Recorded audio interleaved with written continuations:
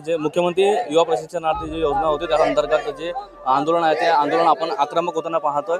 एकंदरीतच आपल्यासोबत काही लोक आहेत त्यांच्याशी बोलणार आहोत। दादा काय सांगाल, कधीपासून आपण आंदोलन? माझं नाव तुकाराम वनवे टीटी बोलतोय। या नावाने मी पण युट्यूबवर काम करतो आणि जिल्हा परिषदेच्या बंद पडायला लागलेल्या ज्या शाळा आहेत त्यावर मी पाठीमागच्या 2-3 वर्षापासून काम करतोय। आणि या आंदोलनाला यामध्ये जे प्रशिक्षणार्थी 2024 मध्ये सरकारने एक योजना आणली, मुख्यमंत्री युवा कार्य प्रशिक्षणार्थी, आणि त्या योजनेअंतर्गत या मुलांना ट्रेनिंग दिलं। पहिलं 6 महिने, नंतर यांनी कामाची मागणी केली तर त्यांनी कामाच्या मागणीमध्ये पुन्हा 5 महिने ट्रेनिंगच वाढवून दिलं। आता काय झालं, एकतर ते पहिले शिक्षित होते, त्यानंतर ते प्रशिक्षित झाले, 11 महिने त्यांना प्रशिक्षण दिलं।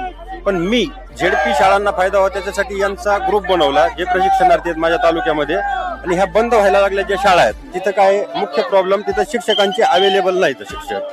5 वर्ग तिथे 1 किंवा 2 शिक्षक काम करतात, त्यामुळे त्या शाळांचा दर्जा खराब होतो। आणि ह्या प्रशिक्षणार्थ्यांचा तिथं आम्हाला खूप मोठ्या प्रमाणावर फायदा झाला, शाळांमध्ये पटपण वाढला त्यामुळे या आंदोलनामध्ये मी सहभाग घेतो आणि यांना सपोर्ट करणं माझं काम आहे, कारण यांच्यामुळे त्या गोष्टीमध्ये मला सपोर्ट भेटला होता। पण याच्यामध्ये महत्वाची गोष्ट काय आहे की आपल्या ज्या मराठी शाळा आहेत ह्या जर वाचवायच्या असल्या तर हे प्रशिक्षणार्थी आपला तिथं घेणं महत्वाचं आहे, किंवा त्यांना रोजगार द्यायचा आहे, त्यांना कायमस्वरूपी नोकरी वगैरे द्यायचं नाही।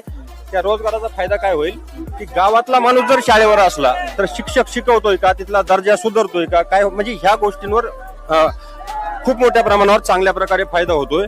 आणि शाळा जर आपला वाचवायच्या असल्या तर कमी पैशामध्ये, सरकार म्हणतंय की फंड नाही आम्हाला शिक्षक ठेवायला, तर हे 10,000वर हे पुरं कामं करतात, जे 60-70 हजार रुपये तुम्हाला एका शिक्षकाला द्यावे लागतात। आणि बाकीचे जे शिक्षकांचे काम आहेत, जसं BLOचं काम असन, किंवा आपण पाहिलं की 2011ची जनगणना आपली शेवटची, ती पण कमी असल्यामुळे पूर्ण होऊ शकली नाही, तर ती जनगणना सारखे हे काम ह्या मुलांना द्या आणि शिक्षक फक्त शिकवायला मोकळा करा, म्हणजे मराठी शाळा वाचतात।